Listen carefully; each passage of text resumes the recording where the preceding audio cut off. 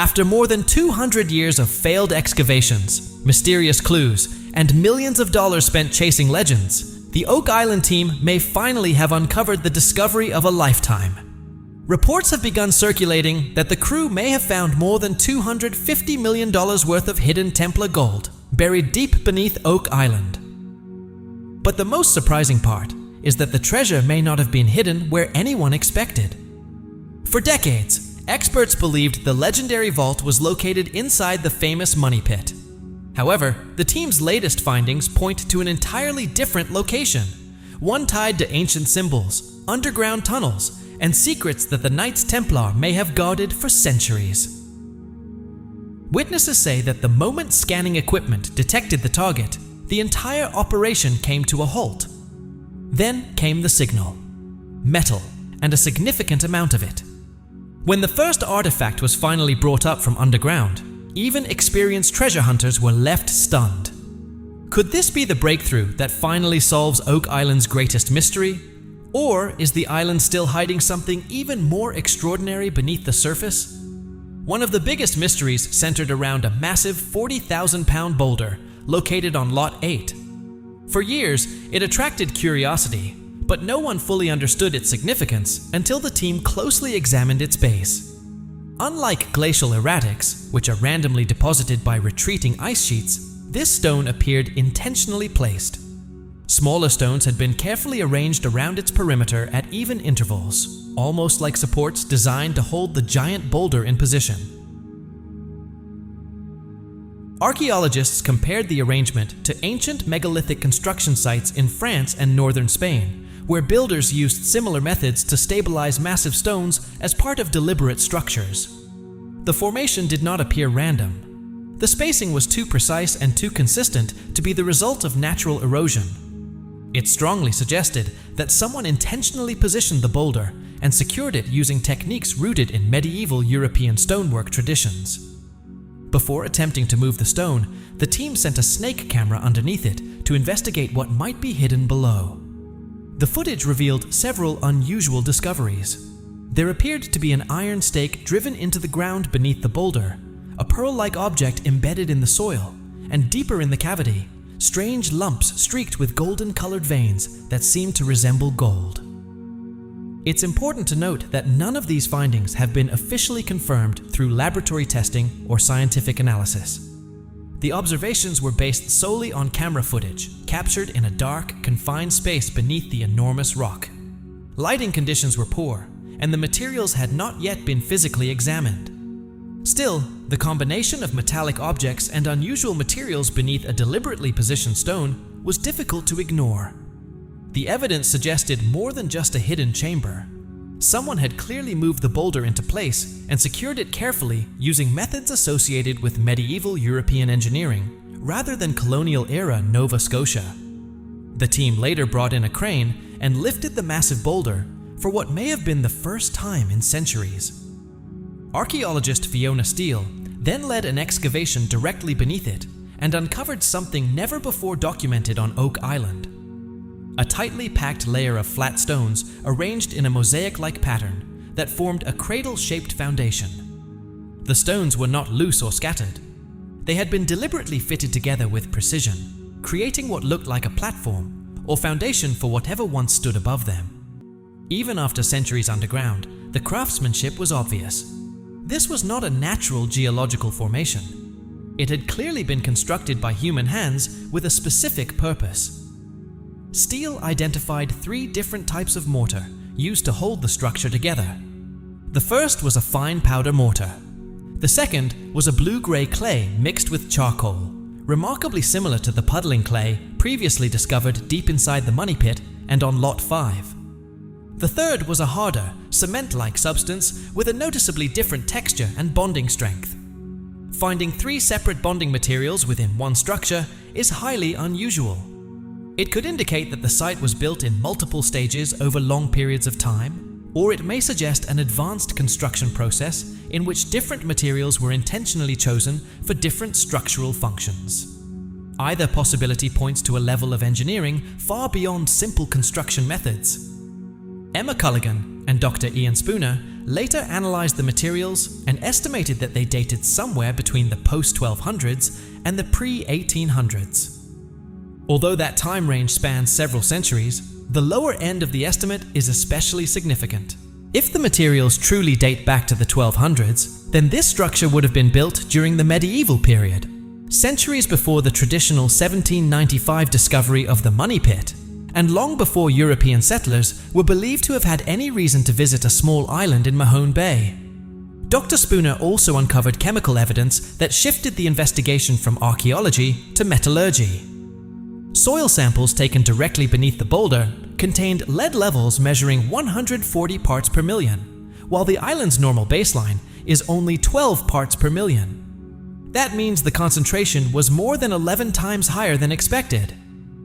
Even more intriguing, the lead had seeped downward through layers of ash and coal, suggesting the contamination had been accumulating for an extremely long time. Ash and coal, combined with elevated lead levels, are considered a classic chemical signature of smelting, the process of heating ore to extract metal from rock. This indicated that the area may not simply have been used to store treasure. Instead, it may have functioned as a metal processing site or workshop where intense heat was used to separate valuable materials. Over centuries, the residue from those activities appears to have settled deep into the surrounding soil. In other words, the massive boulder may not have been covering a hidden vault at all. It may have been concealing an ancient workshop connected to sophisticated metalworking operations. The story also ties into Samuel Ball, one of Oak Island's most intriguing historical figures. Ball arrived on the island around 1787, after being born into slavery in South Carolina, sometime around 1764. He fought for the British during the American Revolution, earned his freedom, and later migrated to Nova Scotia as a black loyalist. Samuel Ball was one of thousands of formerly enslaved people who were promised land and a fresh start in exchange for serving the British during the American Revolution. When he arrived in Nova Scotia, he had almost nothing: no inherited wealth, no powerful family connections, and very little money. Yet by the time he died in 1846, Ball owned 9 lots on Oak Island, totaling 36 acres, including Lot 8 and the land surrounding the famous Money Pit itself. Historical records later listed him as one of the wealthiest men in the entire region. Officially, his occupation was recorded as cabbage farming. That detail has puzzled historians and researchers for generations because it simply doesn't make sense financially. Growing cabbages on a remote island in Mahone Bay could not realistically produce the level of wealth Ball accumulated during his lifetime. He wasn't known to operate a shipping company, nor was he connected to major trade networks or Halifax markets. He farmed on a rocky island that could only be reached by boat, yet somehow earned enough money to steadily purchase more and more land until he controlled a larger portion of Oak Island than almost anyone else in history. Because of this, some researchers believe the most reasonable explanation is that Samuel Ball may have discovered something valuable on Oak Island long before the famous 1795 treasure story became widely known. Unlike later treasure hunters, who visited only during expensive expeditions, Ball lived on the island permanently. He worked the land every day and had decades of uninterrupted access to areas others would barely explore.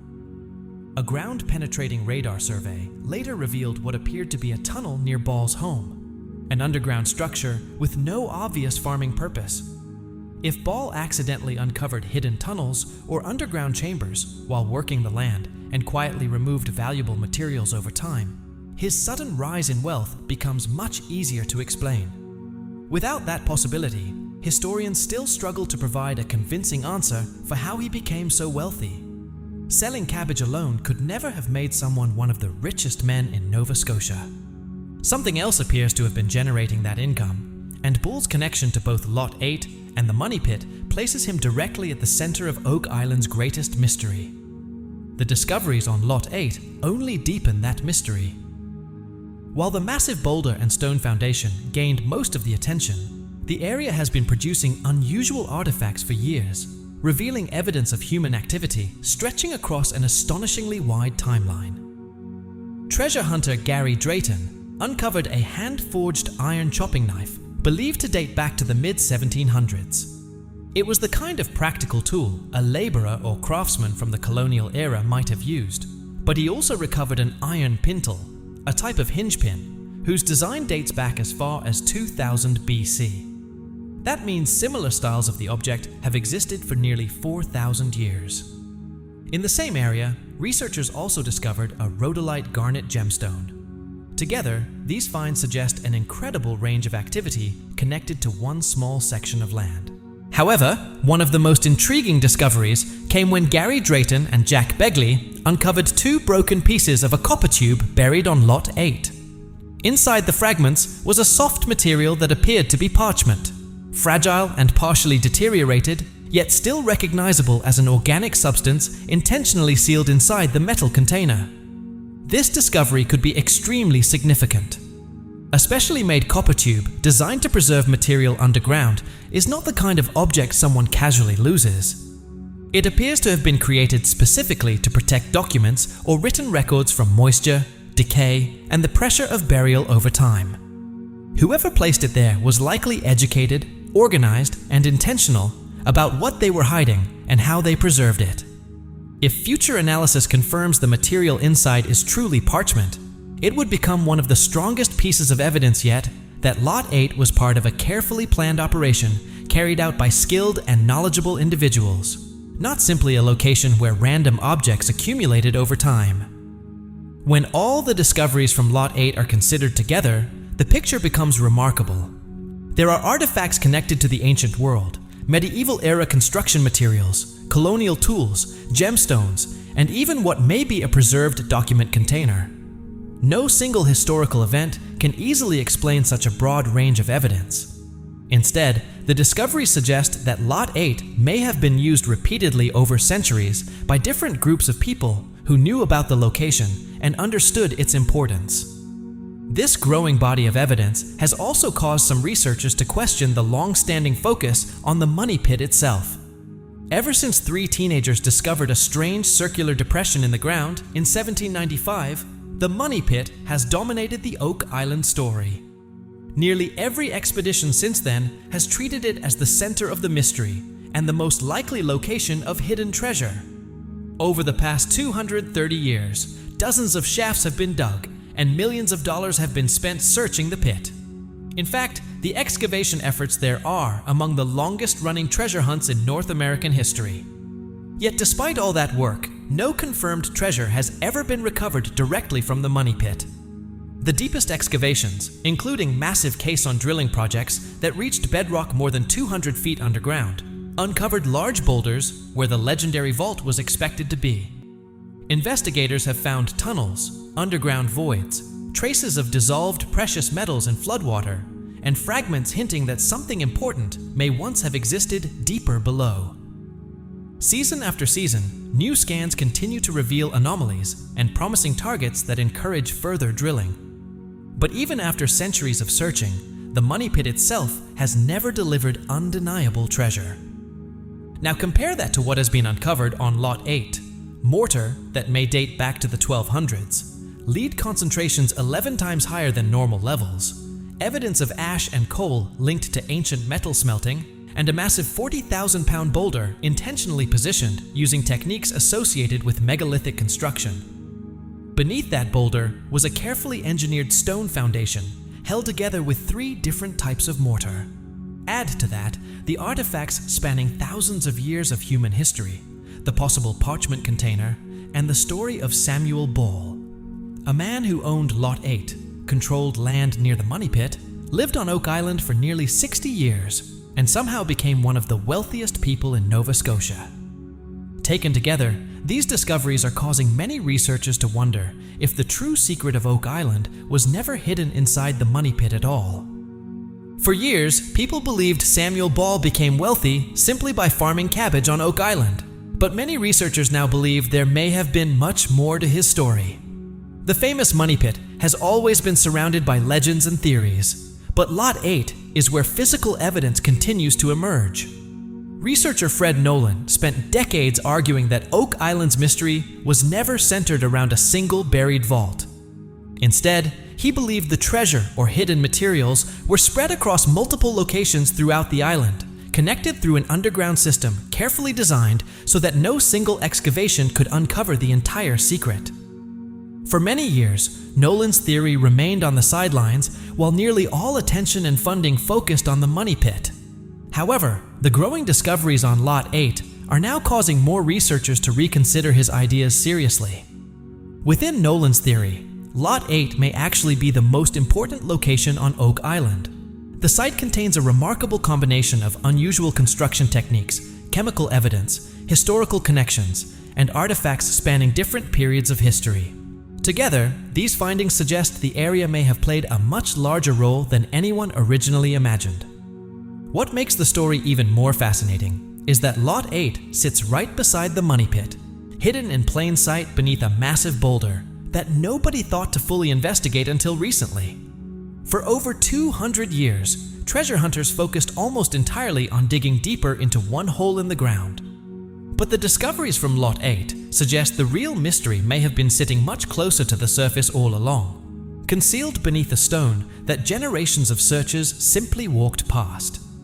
Some researchers now believe the money pit may have been just one part of a much larger and more complex underground system, possibly connected to multiple chambers and hidden sites spread across the island. And if the discoveries on Lot 8 have already changed the way people think about Oak Island, the deeper theory behind this hidden network could change the mystery even further. If you enjoyed this story, be sure to subscribe to the Timefold channel and don't forget to leave a like.